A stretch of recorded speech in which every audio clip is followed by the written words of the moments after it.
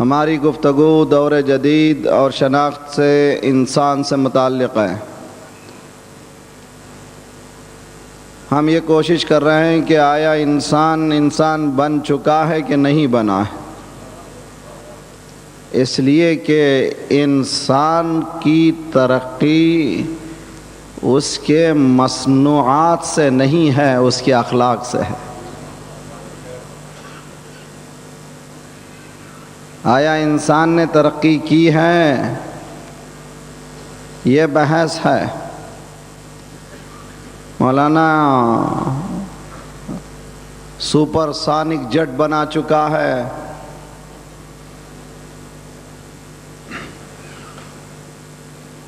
جو آواز سے بھی تیز چلتا ہے۔ ناشتہ آپ کراچی میں کریں، دوپہر کا کھانا لندن میں اور پھر شام نیو یارک میں، کیا یہ ترقی نہیں ہے؟ انسان ترقی کر چکا ہے۔ پہلے پتھر کو پتھر سے مار کر آگ جلاتا تھا، اب صرف ایک بٹن سے گھر کا چولہا جل جاتا ہے۔ ناشتے کے لیے وہ مائکرو اوون میں اپنی ضرورت کی غذا رکھتا ہے، شاور نہا دھو کر کے آنے تک اس کا لباس دھلا ہوا تیار رہتا ہے اور اس کی غذا تیار ہو جاتی ہے۔ کیا یہ بھی ترقی نہیں ہے؟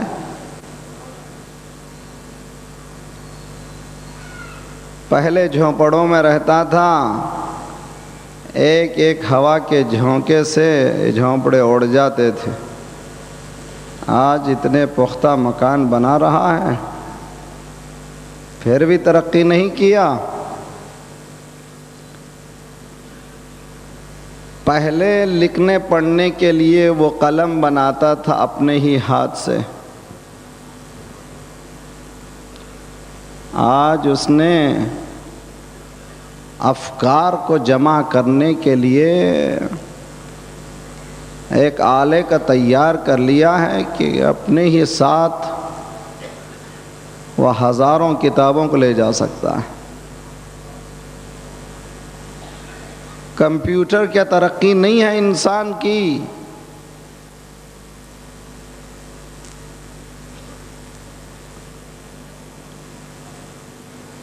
ہم نے کیا کر لیا؟ میں نے کہا کہ انسان نے ترقی کی ہے۔ بہت غور سے سنیں آپ۔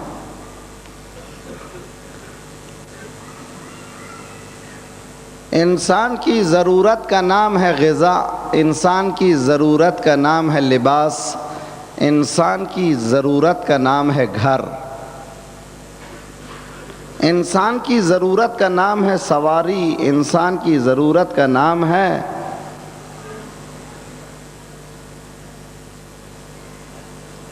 اپنی تمام ضروریات کا لحاظ کرتے ہوئے جب انسان کو دیکھتا ہوں تو انسان کی مثال ایسی ہی ہے جیسے گورنمنٹ فیکٹری میں سینے والے مزدور بیٹھے ہوئے ہیں،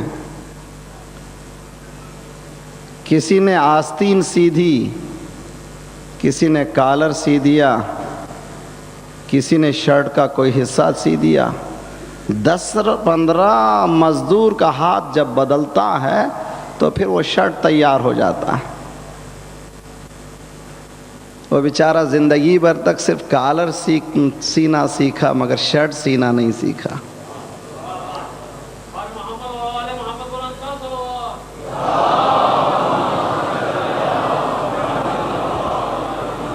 بہت غور کریں آپ، انشاءاللہ جس منزل پہ لا رہا ہوں آپ محظوظ بھی ہوں گے۔ ہماری بحث ہے کہ دور جدید کا انسان ترقی کیا ہے کہ نہیں کیا ہے، میں ثابت کرنا چاہتا ہوں۔ کمپیوٹر فیکٹری جائیے، یو ٹائپ کا وہ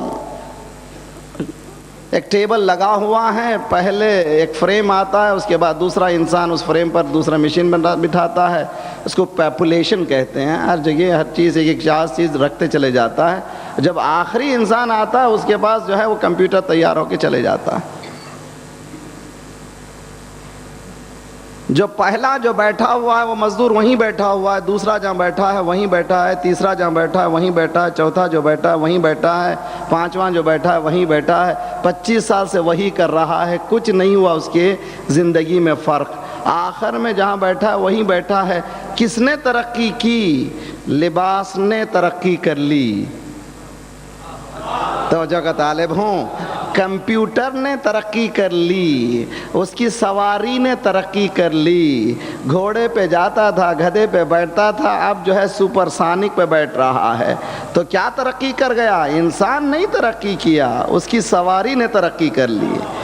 توجہ کا طالب ہوں، انسان نے ترقی نہیں کی ہے، اس کے کھانے نے ترقی کر لی۔ پہلے کھاتا تھا لکڑی کے چولہے سے بناتا تھا، آج مائکرو اوون سے بنا رہا ہے۔ کس نے ترقی کی؟ کھانے نے ترقی کی۔ اب بتائیے کہ آیا یہ انسان کی ترقی ہے یا انسان کے ضرورت کی ترقی ہے؟ توجہ کا طالب ہوں، انسان کی ضرورت کی ترقی کا نام انسانیت نہیں ہے، انسان کی بلندی کا نام انسانیت ہے۔ انسان اتنا بلند ہو جائے، اتنا بلند ہو جائے، فرشتے اپنے پروں کو اس کے نیچے بچھانے کی تمنا کریں۔ صلوات پڑھیے محمد وآل محمد پر۔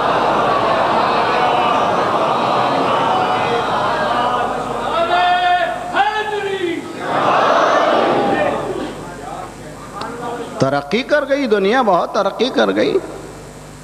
میں UAE جاتا تھا، جاتا ہوں، ابھی بھی جاتا ہوں، تو ایک کتاب لے جاتے تھے تو سوال کرتے تھے یہ کہاں سے، یہ کیوں کتاب، اس کی ضرورت ہی کیا ہے، چیکنگ نہیں لے جائیے، ہم دیکھ کر کے دیں گے۔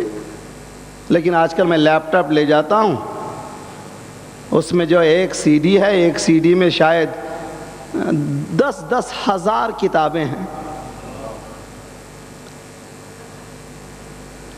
اب وہ اسکین ہو رہا ہے، کیا کمپیوٹر ہے؟ ارے بھی کل ایک کتاب لے جانے نہیں دیتے تھے، آج میں 10,000 کتابیں لے جا رہا ہوں۔ کیا ہوا؟ ترقی کس نے کر لیا؟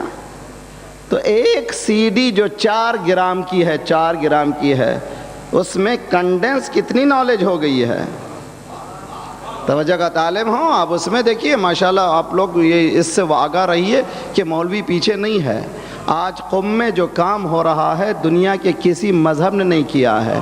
میرے پاس چند CD ہیں جس کے ذریعے سے میں تقریباً 25-30 ہزار کتابیں ساتھ لے کے چلتا ہوں، صرف لیپ ٹاپ کے ذریعے سے۔ کہاں سے ہے، کیا ہے یہ؟ کہا کہ لیپ ٹاپ میں ہوتا کیا ہے، کہ ایک مشین ہے، اور CD میں ہوتا کیا ہے، ایک کنڈنس ہے، نالج کنڈنس شدہ ہے۔ کنڈنس کے معنی کیا ہے؟ اس کا جسٹ بنایا گیا جیسے ہزاروں پھولوں کے ذریعے سے ایک قطرہ نکال کر کے عطر نکالا جاتا ہے۔ توجہ کا طالب ہوں، کنڈنس کے معنی یہ کہ سکویز کرنا کسی چیز کو ایک نقطے پہ لا لینا۔ 1400 سال پہلے علی نے کہا تھا،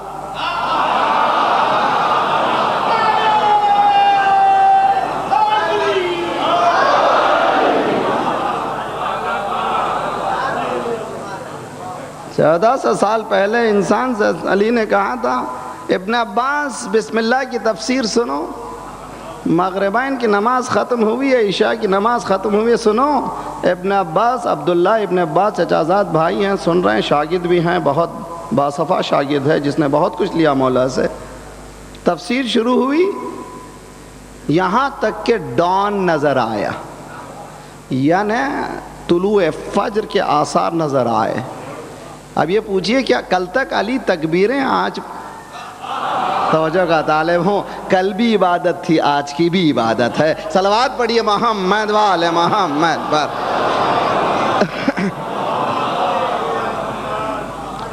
ابن عباس اس رات کو ذات پروردگار اگر اسٹریچ کر دیتا، اگر اس کو طویل کر دیتا،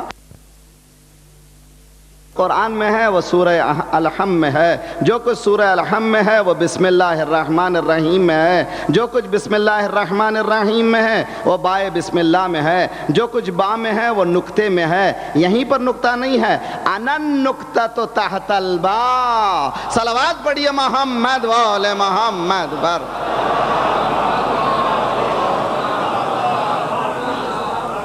آج کی سائنٹیفک دنیا یہ کہہ رہی ہے کہ نالج کو کنڈنس کر کے ہم نے اتنا مختصر بنا دیا ہے کہ وہ نقطہ، آج نقطے میں کیا ہے؟ نقطہ اگر پھیلتا ہے تو کائنات بنتی ہے، سمٹتا ہے تو علی بنتا ہے۔ صلوات پڑھیے محمد وآل محمد۔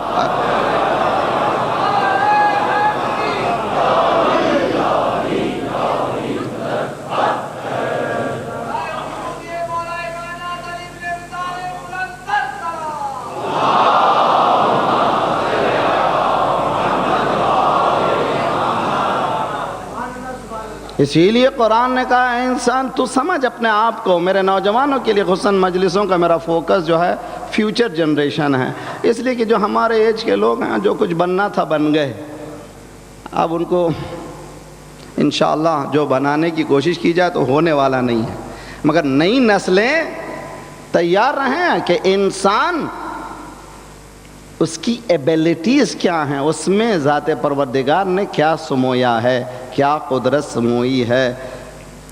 آیت دے رہا ہوں، آیت سورہ احزاب کی ہے۔ سورہ احزاب ہمارے لیے مانوس سورہ ہے، قرآن کا 33واں سورہ ہے، اسی سورے کی آیت ہے آیت تطہیر۔ تو آپ کو یاد رہنے کے لیے 33واں سورہ ہے سورہ احزاب، اس کی 72ویں آیت ہے۔ إِنَّا عَرَضْنَا الْأَمَانَةَ عَلَى السَّمَاوَاتِ وَالْأَرْضِ وَالْجِبَالِ فَأَبَيْنَ أَن يَحْمِلْنَاهَا وَأَشْفَقْنَ مِنْهَا فَحَمَلَهَا الْإِنسَانُ إِنَّهُ كَانَ ظَلُومًا جَهُولًا۔ ہم نے امانتوں کو آسمانوں کے حوالے کرنا چاہا، زمینوں کے حوالے کرنا چاہا، بلند پہاڑیوں کے حوالے کرنا چاہا۔ فَأَبَيْنَ أَن يَحْمِلْنَاهَا، سب کے سبوں نے کہا ہم میں یہ قوت نہیں ہے کہ اس امانت کو سنبھالیں۔ نہ صرف ہم امانت کو نہیں اٹھا سکیں گے، وَأَشْفَقْنَ مِنْهَا، ہم اس سے شفیق بھی نہیں ہونا چاہتے، اس سے دوستی بھی نہیں کرنا چاہتے۔ جس امانت کو زمینوں نے نہیں اٹھایا تھا، جس امانت کو آسمانوں نے نہیں اٹھایا تھا، جس امانت کو پہاڑیوں نے نہیں اٹھایا تھا، انسان نے اٹھا لیا۔ فَحَمَلَهَا الْإِنسَانُ، اٹھانے کے بعد إِنَّهُ كَانَ ظَلُومًا جَهُولًا، اب وہ اٹھانے کے بعد اس نے ظلم بھی کیا، جھٹلایا بھی، مگر کوئی نہیں اٹھانے والا، تو اٹھایا۔ زمین نہیں اٹھائی تو اٹھایا، آسمانوں نے نہیں اٹھایا تو اٹھایا، پہاڑیوں نے نہیں اٹھایا تو اٹھایا۔ یہ کون سی امانت ہے جس کو کائنات نہیں اٹھا سکی؟ انسان اٹھا رہا ہے۔ علماء نے، مفسرین نے بحث کیا ہے، علماء ماشاءاللہ سن رہے ہوں یہ مجالس، وہ بھی اسٹرگل کریں، میں بھی اسٹرگل کر رہا ہوں جواب کے لیے کہ وہ کون سی امانت ہے جس کو انسان نے اٹھایا ہے۔ توجہ کا طالب و شناخت انسان میرا موضوع ہے۔ وہ کون سی امانت ہے جس کو انسان نے اٹھایا ہے؟ زمین نہیں اٹھا سکی، آسمان نہیں اٹھا سکا، یہ بلند پہاڑیوں نے برداشت ہی نہیں کیا، یہ انسان۔ مولا کہتا ہے اتزعم انت جرم صغیر فیک انت عالم اکبر، کیا تو خیال کرتا ہے کہ تو چھوٹا سا ایک جرم ہے؟ نہیں، تجھ میں ایک بڑی کائنات سموئی ہوئی ہے۔ یعنی پوری گیلیکسیز، میرے نوجوانوں، آج کے سائنٹسٹ کہتے ہیں کہ بلینز آف گیلیکسیز، کہکشانے پہلے کہتے تھے کچھ ہزاروں، اب کہتے ہیں اربوں، ایک دو نہیں، اربوں گیلیکسیز ہیں، اربوں گیلیکسیز کہکشانے، ان میں یہ صلاحیت نہیں ہے۔ علی کہہ رہے، مولا کہہ رہے ہیں کہ دیکھو اتزعم انت جرم صغیر، تو سمجھتا ہے کہ کچھ نہیں ہے تم میں دم، تم میں، کائنات میں وہ نہیں ہے جو تم میں ہے۔ توجہ کا طالب ہوں، تو اس سے کہیں بلند ہے اے انسان۔ کائنات تیرے لیے پیدا کی گئی ہے، تو کائنات کے لیے نہیں۔ تو بلند ہے، کیا ہے یہ امانت؟ بحث ہے، مفسرین میں اسٹرگل کیا مفسرین نے ٹو نو دا آنسر، اور قرآن کی خصوصیت ہی یہی ہے کہ وہ جذبات کو ابھار دیتا ہے۔ اب تلاش کرو، ہم کہہ دیتے ہیں مگر تم تلاش کرو کہ جواب کہاں ہے۔ لوگ ادھر جاتے ہیں ادھر جاتے ہیں، انہیں جواب ملتا ہی نہیں ہے۔ اسی لیے قرآن یہ کہتا ہے تم سمجھو بات کو۔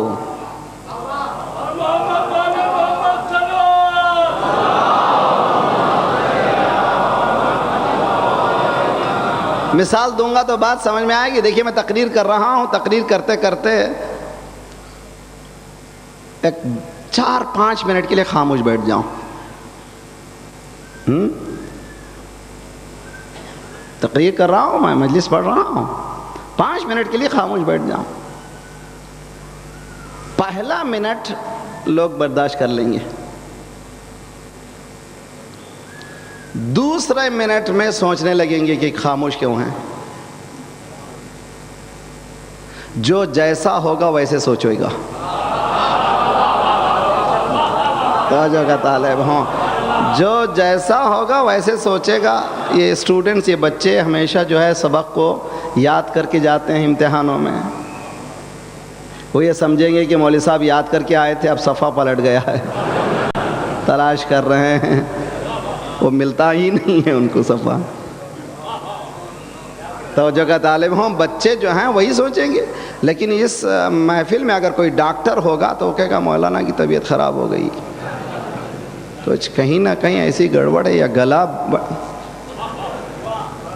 توجہ کا طالب ہوں، اگر کوئی بزنس مین ہوگا تو وہ کہے گا کہ کچھ کیلکولیشن کی چکر ہے، نذرانی کی چکر میں پھنسے ہوئے ہیں، کیلکولیٹ کر رہے ہیں۔ تو اگر اس مجمع میں 10,000 آدمی ہیں تو 10,000 ذہن ہیں، سب کو سوچنے کا حق ہے، مگر سب کے خیالات کو مجھ پر لادنے کا حق نہیں ہے۔ کہہ گیا مجھے کہنا ہے، توجہ کا طالب، سب سوچ رہے، ہو سکتا ہے صحیح ہوں لیکن صحیح ہوں ضروری نہیں ہے۔ اگر کوئی جیالہ، یہ بھی ایک بتا دوں، فضائل کا رخ آ گیا ہے، 5 منٹ کی میری خاموشی برداشت نہیں کرتا مجمع، یعنی مولانا یا بولیے یا اتر جائیے۔ تو معلومہ میری بلندی نہیں ہے، ذکر کی بلندی ہے۔ صلوات پڑھیے محمد وآل محمد پر۔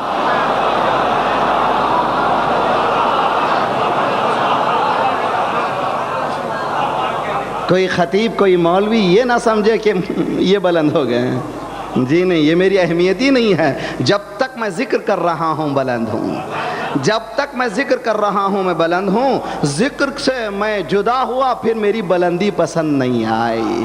کسی کو، ہر ایک کو کھلتی ہے کہ یہ خاموش کیوں ہو گئے۔ 5 منٹ کی خاموشی کوئی برداشت نہیں کرتا۔ ذہنوں میں سوالات ابھر رہے ہیں کہ کیوں خاموش ہیں۔ تو یہ سب لوگ صحیح ہیں، سوچنا صحیح ہے لیکن صحیح ہے معلوم نہیں ہے۔ صحیح ہو سکتے ہیں مگر صحیح ہیں معلوم نہیں ہے۔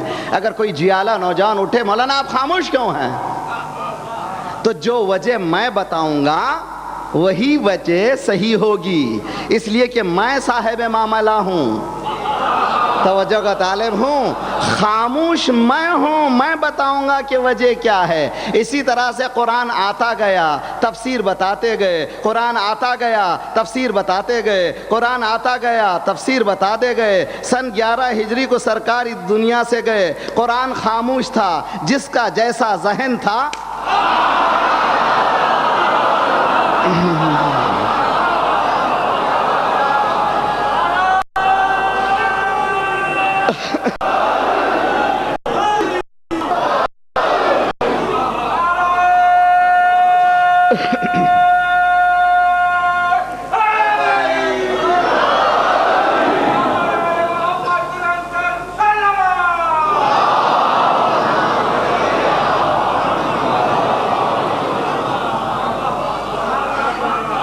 کتنی تفسیریں ہیں، علماء سن رہے ہیں تو جانتے ہیں کہ ہزار سے زیادہ تفسیریں ہیں، ہزاروں تفسیریں ہونا بھی چاہیے۔ اس لیے کہ القرآن یفسرہ الزمان، قرآن کی تفسیر زمانہ کرتا ہے۔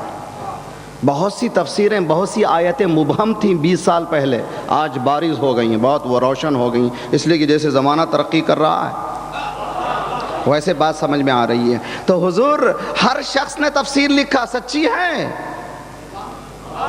لکھنے کا حق ہے مگر سچ کہنے کا حق نہیں ہے۔ توجہ کا طالب ہوں، تفسیر لکھ لیجئے، سچی ہے معلوم نہیں ہے، we don't know، ممکن نہیں ہے۔ ارے قرآن خاموش ہوا ہے، قرآن ہی سے پوچھ لے۔ صلوات پڑھیے محمد والے محمد پر۔ اسی لیے رسول اللہ نے کہا تھا میں تم میں دو چھوڑ رہا ہوں، ایک خاموش رہے گا، ایک بولے گا۔ صلوات پڑھیے محمد والے محمد پر۔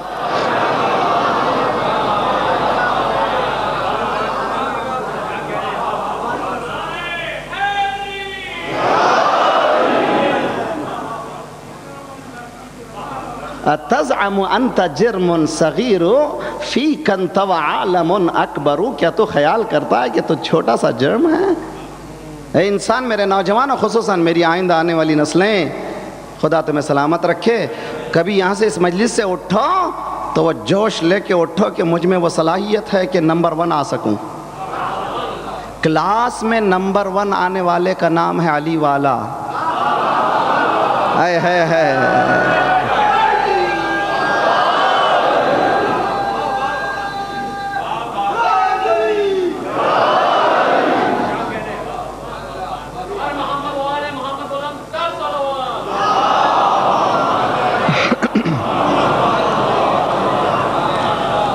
کلاس میں نمبر 1 آنے والے کا نام ہے علی والا، اس لیے کہ علی والا کبھی پیچھے نہیں رہتا۔ آپ کی اپنی ٹیم بنائیے، بہترین اسپورٹس مین بنیے، بہترین پڑھنے والے بنیے، اس لیے کہ علی میدان میں جاتا تھا تو میدان شرمندہ تھا، علی مصلی پہ جاتا تھا مصلی شرمندہ تھا، علی خانہ کعبہ میں گیا تو خانہ کعبہ شرمندہ۔ دنیا یہ سمجھتی ہے کہ علی کی فضیلتیں، علی کی فضیلتیں نہیں، فضیلتوں کی فضیلتیں ہیں، علی کی فضیلت نہیں ہے۔ خانہ کعبہ میں علی آئے، علی کی فضیلت نہیں ہے، خانہ کعبہ کی فضیلت ہے۔ میدان میں علی گئے، علی کی فضیلت نہیں ہے، میدان کی فضیلت ہے۔ ارے آ گئی ذوالفقار، ذوالفقار علی کی فضیلت نہیں ہے، ذوالفقار کو علی جیسا ہاتھ مل گیا۔ صلوات پڑھیے محمد والے محمد پر۔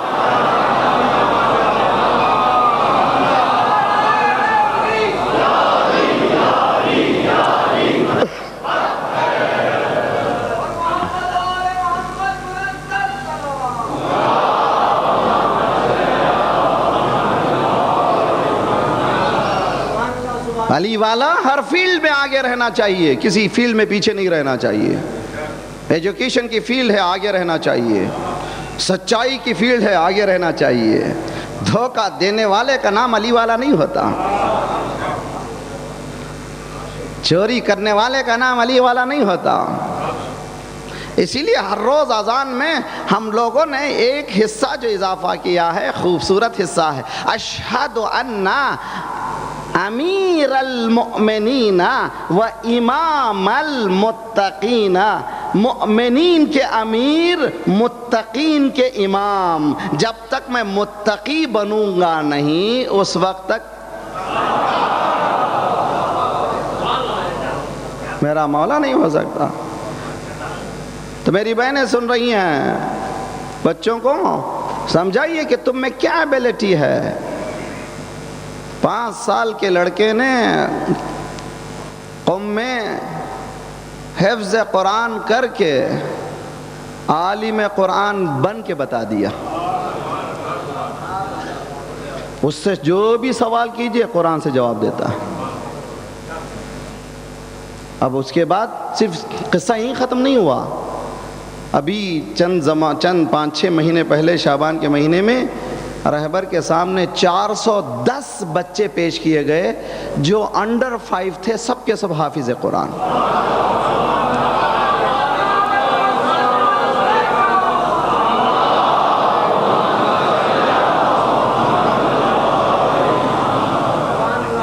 اب تک دنیا یہ کہتی تھی کہ آپ کے پاس حافظ نہیں ہوتا، آپ کے پاس حافظ نہیں ہوتا.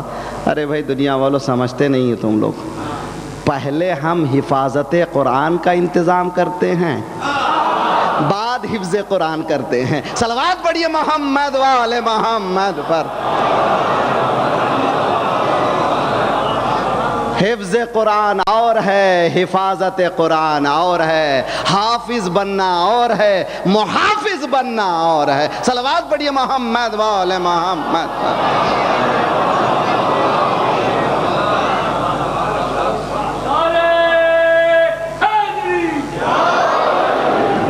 اتزعم انت جرم صغیر، کیا تو خیال کرتا ہے کہ تو چھوٹا جرم ہے؟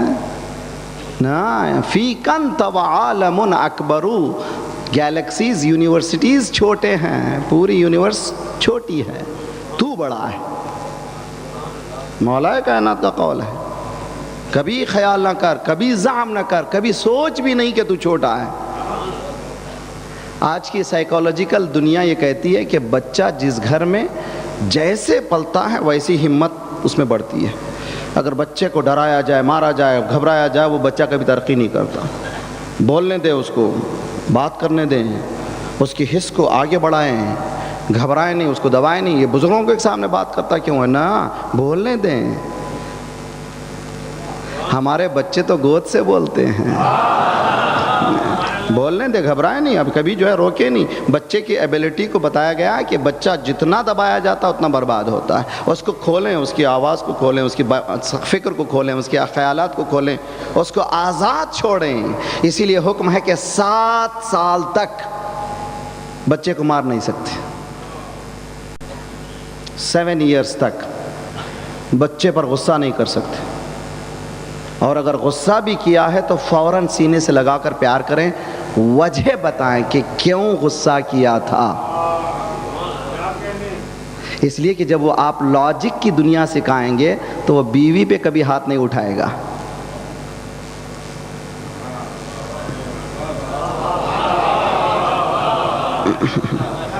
منطق کی دنیا والا کبھی ہاتھ نہیں اٹھاتا.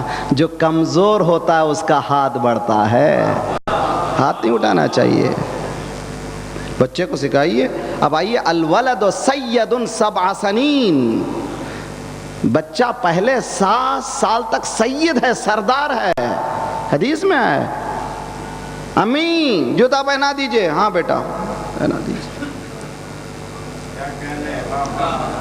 نہلا دیجئے، نہلا دیجئے. بابا تھک گیا ہوں، جلوس میں جا رہا ہوں، تھک گیا ہوں، اٹھا لیجئے، کاندھے پہ اٹھا لیجئے.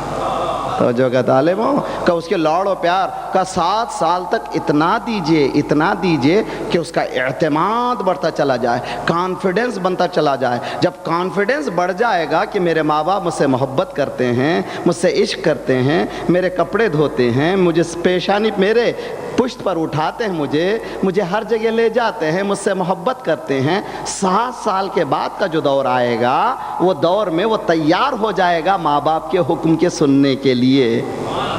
عجیب و غریب سننے کے لیے.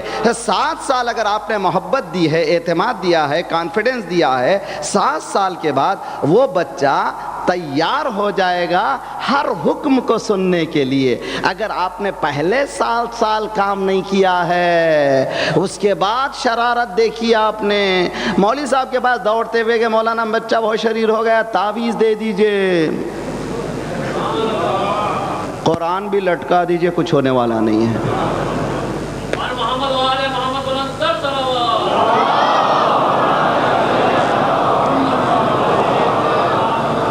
ویسے نا امید نہ ہو جائیے، فضیلت کا رخ آ گیا ہے تو سن لیجئے.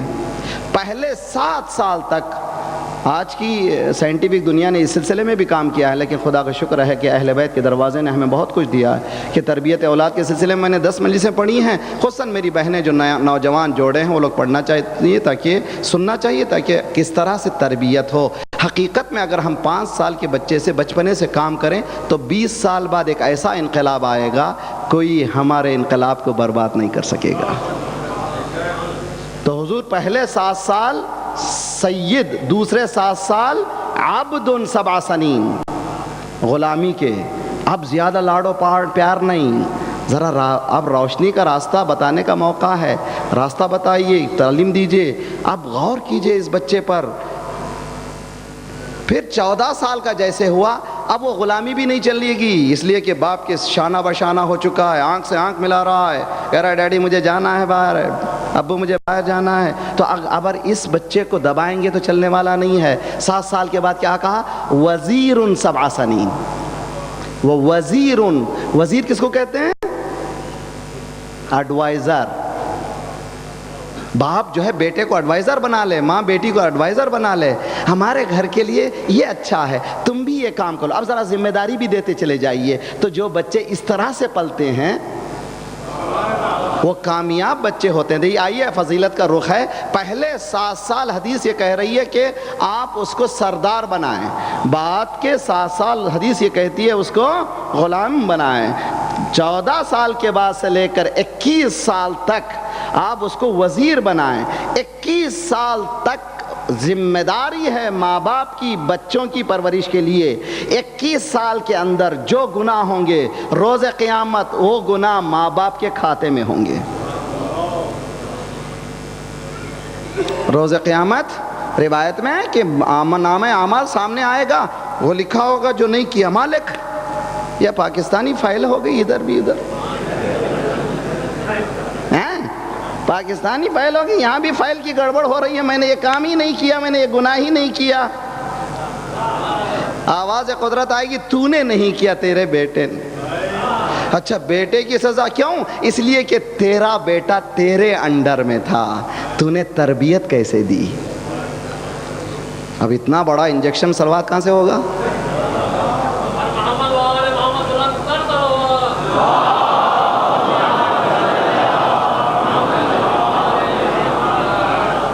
اب سنیے فضیلت کا رخ سنتے چلے جائیے برادران عزیز. ارے دنیا والے سرکار رسالت مآب کی حیات کو پڑھیے. سرکار جب اس دنیا سے آنے سے پہلے ہی والد کا انتقال ہو گیا تھا. کس نے پالا؟ ماں نے پالا. 5 سال کی تھیں انتقال ہو گیا. کس کے حوالے ہوئے؟ دادا کے حوالے ہوئے. 7 سال پورے ہوئے، دادا کا انتقال ہوا. اتنا ڈیلیکیٹ پوائنٹ ہے کہ اگر صحیح رہنمائی نہیں ہوگی، توجہ کا طالب ہوں، یہ بچہ ہاتھ سے نکل جائے گا. ابو طالب تیرے صدقے. صلوات پڑھیے محمد وآل محمد پر.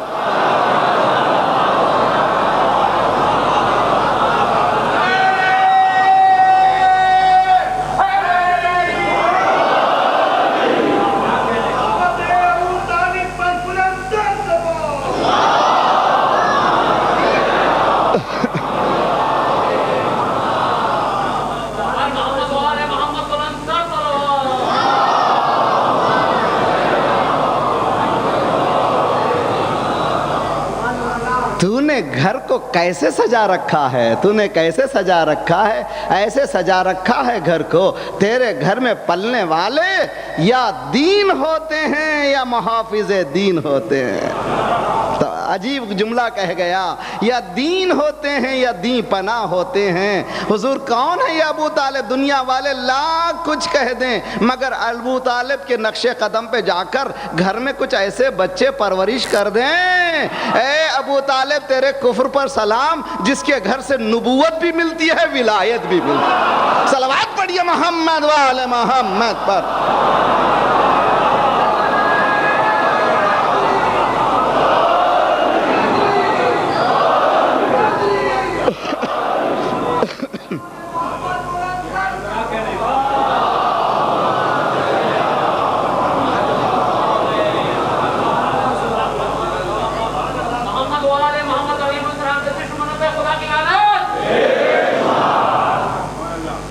برادران عزیز سمجھنے کی کوشش کریں. تو اب آئیے میں یہاں پر چھوڑ رہا ہوں، کل سے یہاں سے شروع کروں گا. قرآن کی آیت ہے اِنَّ عَرَضْنَا الْأَمَانَةَ عَلَى السَّمَاوَاتِ وَالْأَرْضِ وَالْجِبَالِ فَأَبَيْنَ أَن يَحْمِلْنَهَا وَأَشْفَقْنَ مِنْهَا فَحَمَلَهَا الْإِنسَانُ إِنَّهُ كَانَ ظَلُومًا جَهُولًا. ہم نے امانتوں کو آسمانوں کے حوالے کرنا چاہا، زمینوں کے حوالے کرنا چاہا، پہاڑیوں کے، بلند پہاڑیوں کے. سب لوگ نے کہہ دیا کہ نہ ہم یہ امانت اٹھا نہیں سکتے. جس امانت کو زمینوں نے نہیں اٹھایا تھا، آسمانوں نے نہیں اٹھایا تھا، بلند پہاڑیوں نے نہیں اٹھایا تھا، انسان نے اٹھا لیا۔ انسان زمینوں سے قوی، پہاڑیوں سے قوی، آسمانوں سے بلند، انسان میں وہ ایبلٹی موجود ہے کہ وہ آسمانوں کو مسخر کر لے، زمینوں کو مسخر کر لے، پہاڑیوں کو مسخر کر لے۔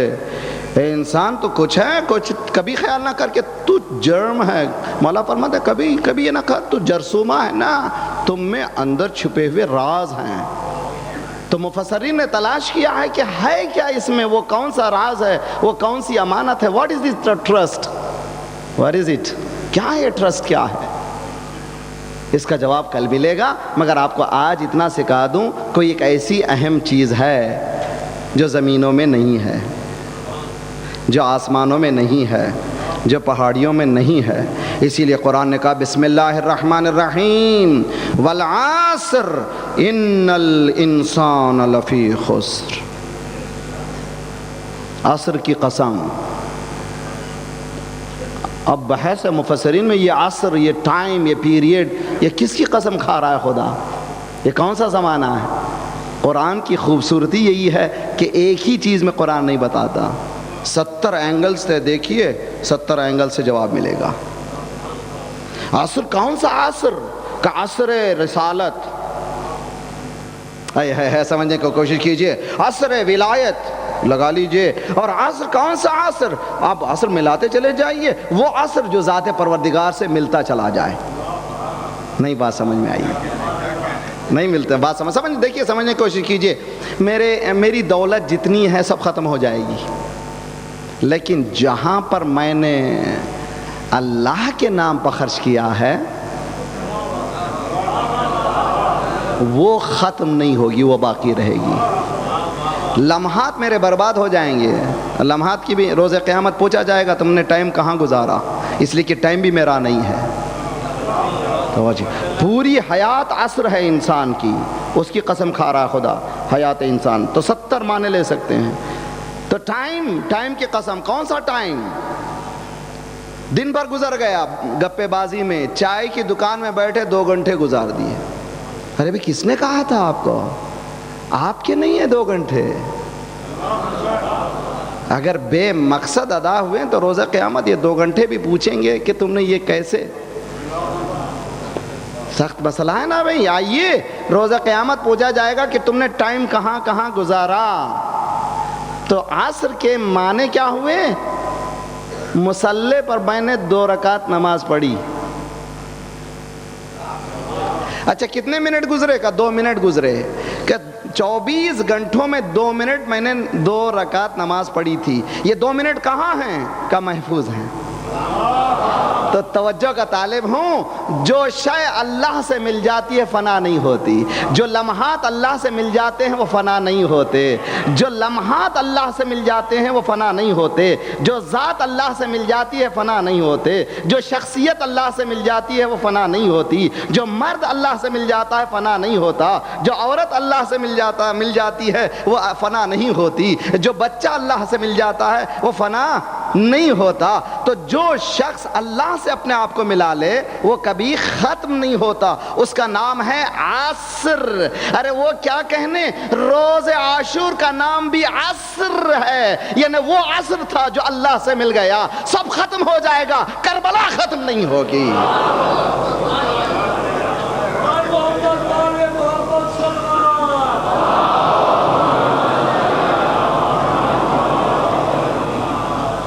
والعصر ان الانسان لفی خسر، گھاٹے میں ہو، گھاٹے میں۔ پیسہ کما لینا کامیابی نہیں ہے، گھر بنا لینا کامیابی نہیں ہے، گاڑی رکھ لینا کامیابی نہیں ہے۔ ان الانسان، پورے ان الانسان، انڈیڈ پورے انسان گھاٹے میں، لوزر۔ بچے لڑتے ہوئے کہتے ہیں آپس میں لوزر، خدا بھی کہہ رہا ہے کہ لوزر، انسان تو لوزر ہے، تو گھاٹے میں، تو گھاٹے میں، تیرا حساب کہاں ہے، تیرا حساب کہاں ہے؟ الا الذین آمنوا وعملوا الصالحات، جنہوں نے ایمان لایا ہے اور ایمان کے ساتھ عمل صالحات بجا لایا ہے، وہ کبھی گھاٹے میں نہیں ہیں، وہ ہمیشہ کامیاب ہیں، وہ کبھی ناکام نہیں ہوتے۔ ایک اسکالر ہے، گزرا ہے، مفسر بھی ہے، قرطبی نام ہے، علماء جانتے ہیں، وہ کہتا ہے کہ میں اس کا جواب تلاش کرتا تھا کہ کہیں مل جائے کہ عصر کے معنی کیا ہیں، گھاٹے کے معنی کیا ہیں۔ گرمیوں کا زمانہ تھا، میں بازار باہر نکلا تو برف کے سل بیچ رہا تھا ایک شخص، بہت اچھی طرح سے یاد رکھیے اور داد دیجئے اس چیز کو، برف کے سل بیچ رہا تھا۔ برف کا زمانہ اس زمانے میں جو ہے عموماً ہوتا ہی تھا، آج بھی بہت سے لوگوں کے پاس فریج نہیں ہے، تو برف کے ٹکڑے لائے، پانی میں ڈالا، پانی پیا۔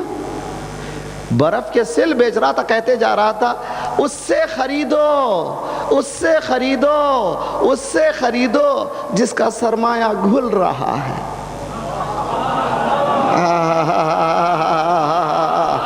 میرا مجمع میرے ساتھ رہے، اس سے خریدو جس کا سرمایہ گھل رہا ہے۔ اگر دکاندار سے چیز نہیں لوگے تو اس کا نقصان ہونے والا نہیں ہے، وہ تو چیز تو محفوظ ہے۔ میرے پاس روزانہ 100 روپے تھے، 100 روپے کا برف لایا اور برف لا کر کے بیچ کر کے 120 بنانا چاہتا ہوں۔ اگر 100 کا خریدے گا کوئی نہیں تو پورا گھل جائے گا۔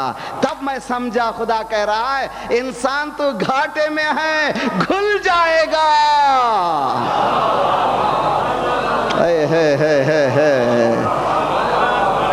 ختم ہو جائے گا۔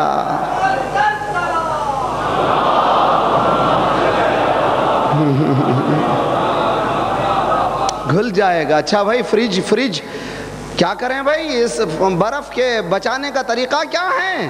کہ آج کے اسمارٹ لوگ کیا کرتے ہیں، فریج میں لگا دیتے ہیں، اس کے اندر فریزر میں لگا دیا، اب اس کے بعد بازار میں آئے، گھر ڈرے نہیں، لے یا نہ لے کوئی، اب برف محفوظ ہے۔ اسی طرح سے انسان برف کے مانند ہے، اگر اس کی بقا ہے تو ایمان و عمل صالحات فریج ہے۔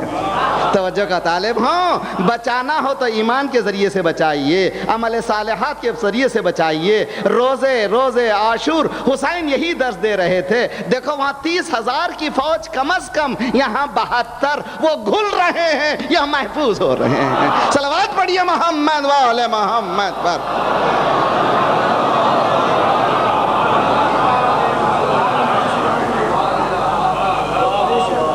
وہ گھاٹے میں جا رہے ہیں یا محفوظ ہو رہے ہیں، یہاں کا کچھ نہیں ہوگا۔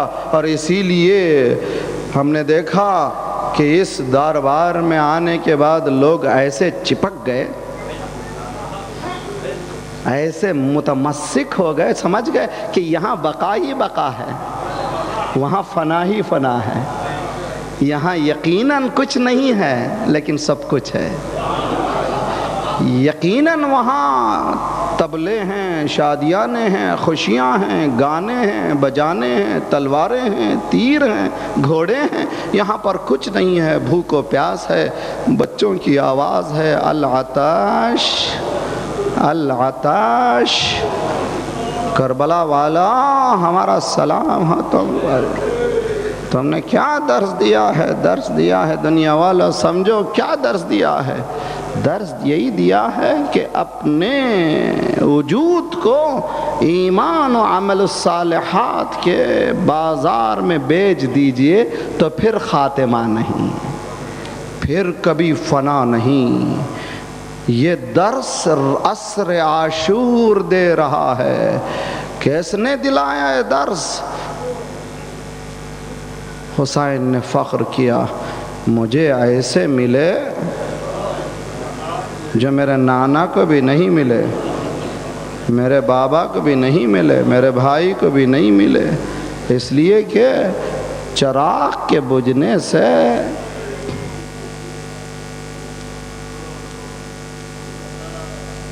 جتنے پروانے ہوتے ہیں بکھر جاتے ہیں، مگر ان کی بصیرت کا یہ عالم تھا، چراغ گل ہوتے دیکھا لیکن چراغ امامت روشن تھا۔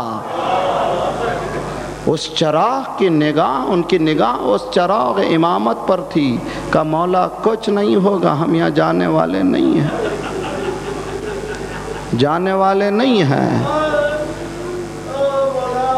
4 محرم سے فوجیں آ رہی تھیں، کمانڈر ان چیف آیا ہے ابن سعد، عمر ابن سعد آیا ہے، کتنے فوج کے ساتھ؟ 8000 فوج کے ساتھ، تبلے بجتے تھے، حر آیا ہے، کتنی فوج ہے؟ کا 4000 فوج کے ساتھ، شمر آیا ہے، کتنی فوج کے ساتھ؟ 4000 فوج کے ساتھ، اور وہاں خوشیاں ہوتی تھیں۔ زینب گھبرا کے پوچھتی تھی فضہ دیکھو دیکھو کیا ہو رہا ہے؟ شہزادی یزید کی فوج میں اضافہ ہو رہا ہے، یزید کی فوج۔ فضہ ذرا میرے ماجائے کو بلاؤ، ذرا بلاؤ فضہ میرے ماجائے کو۔ اے حسین جب سے میں آئی ہوں جو آتا ہے تیرے خون کا پیاسا آتا ہے۔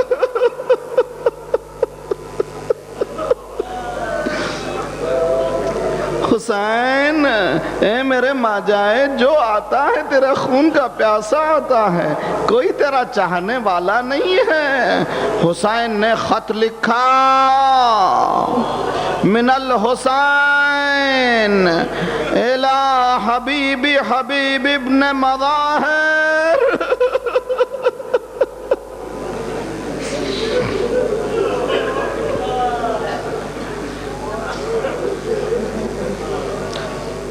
کربلا کئی رخ رکھتی ہے، ہر رخ پہ کام ہونا چاہیے، ہر رخ پہ کام ہونا چاہیے۔ کیا حالات تھے، میڈیا کا کیا عالم تھا، لوگوں کا کیا عالم تھا۔ جب یہ خط پہنچا ہے، اگر آپ اینالائز کیجئے مصائب کو بھی جو ہے تجزیہ و تحلیل کیجئے تو روئیے گا بھی اور سمجھیے گا بھی کہ مقصد حسین کیا تھا اور کن حالات میں یہ انقلاب آیا تھا۔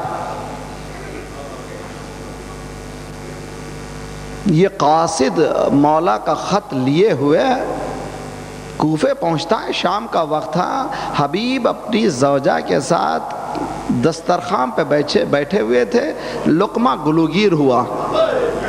عربوں میں طریقہ تھا جب کبھی ایسا ہوتا تو کہتے تھے کہ قاصد آیا چاہتا ہے، پوسٹ مین آیا ہے، آئے گا بھی آئے گا۔ تھوڑی دیر گزری تھی، دق الباب ہوا، دستک ہوئی، حبیب نے پوچھا من انتا، تو کون ہے؟ آنے والے نے کہا انا برید الحسین۔ حبیب اٹھ کھڑے ہو گئے، مولا کا برید۔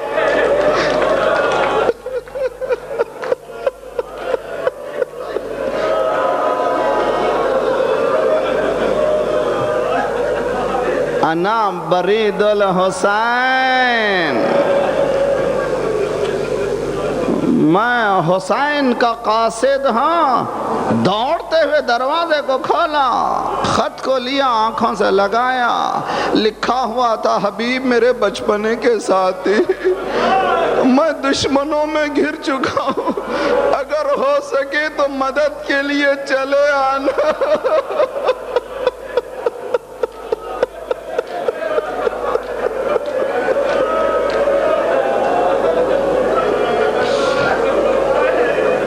بِأَبِي أَنْتَ وَأُمِّي یا ابا عبداللہ۔ اس نام میں بے کسی ہے، اس نام میں گریہ ہے، حسین کہوں آنکھوں سے آنسو نہ۔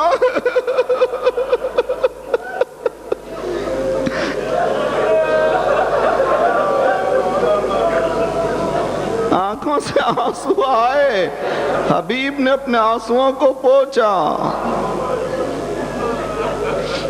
گھر میں داخل ہوئے، دسترخوان پہ بیٹھ گئے، بیوی نے چہرے سے تشویش کے آثار دیکھے۔ حبیب کیا بات ہے، کیا بات ہے؟ کیا کوئی بات نہیں؟ کہا نہ کوئی نہ کوئی بات ہو۔ مولا نے کیا خط لکھا ہے؟ اصرار کر رہی ہیں، اللہ ہری عورت ہو تو ایسے، نام حسین کے بعد بے چین ہو گئی، کہا اصرار کر رہی ہے، بتا کیا بات ہے، کیا بات ہے؟ کہا نہیں تجھ سے تعلق نہ، جب تک تم نہیں بتاؤ گے میں چھوڑنے والی نہیں ہوں، بتاؤ کیا بات ہے؟ کہا مولا نے خط لکھا ہے، مدد کے لیے بلایا ہے۔ کہا تم نے کیا ارادہ کیا ہے؟ کہا تیرا کیا ہوگا؟ کہا حبیب میری بات، فرزند رسول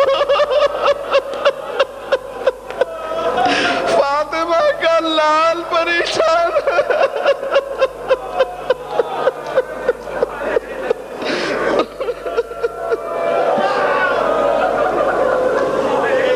فاطمہ کا لال پریشان ہے، تو میری بات کر۔ حبیب جاؤ جاؤ، اگر تم نہیں جانا چاہتے تو تمہارا امامہ دے دو، میں جاؤں گی، مدد کو میں جاؤں گی۔ حبیب نے مختصر سی تیاری کی، گھوڑا دیا، اپنے غلام سے کہا دیکھو حالات اتنے تشویشناک ہیں۔ یہیں پر میں اس مسئلے کو سمجھانا چاہ رہا ہوں کہ کتنے گھمبیر تھے حالات۔ کوفے میں یہ عالم تھا کہ تلواریں تیار ہو رہی تھیں، نیزے تیار ہو رہے تھے، برچیاں تیار ہو رہی تھیں، تیر تیار ہو رہے تھے، تبر تیار ہو رہے تھے، پورے لوہار اپنے بزنس کو گرم کیے ہوئے تھے۔ ایسا تشویشناک ماحول میں حبیب نے کہا دیکھو کوفہ بہت مشوش ہے، بہت حالات خراب ہیں، تم اس میرے گھوڑے کو میرے کھیت کے پاس، مزرعے کے پاس لے جاؤ، میں دوسرے راستے سے آتا ہوں تاکہ کسی کو خبر نہ ہو۔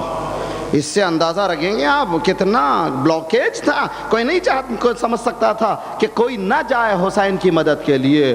حبیب کہتے ہیں کہ جب میں کچھ دیر بعد پہنچا تو گھوڑا گھاس سے منہ اٹھا چکا تھا اور غلام کہہ رہا تھا اگر میرا آقا حسین کی مدد کے لیے نہیں آتا تو میں آنے والا، میں تجھ پر سوار ہوں گا، میں میرے مولا کی مدد کے لیے جاؤں گا۔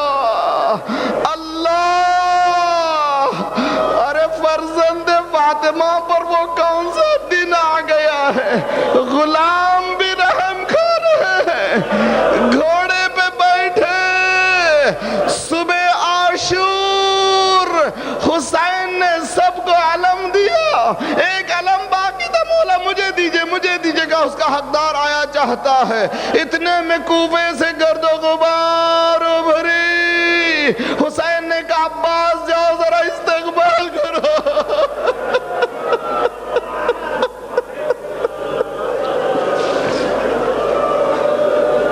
اجرکم علی اللہ، استقبال کرو۔ تکبیروں کی آوازیں بلند ہوئی، سب لوگ نعرے لگانے لگے۔ زینب نے فضہ سے کہا فضہ دیکھو گڑبڑ کچھ ہو رہی ہے، آوازیں بلند ہیں۔ فضہ آئی، بی بی مبارک ہو، مبارک ہو، مولا کا مدد کرنے والا حبیب آ گیا ہے۔ کہ فضہ میرا سلام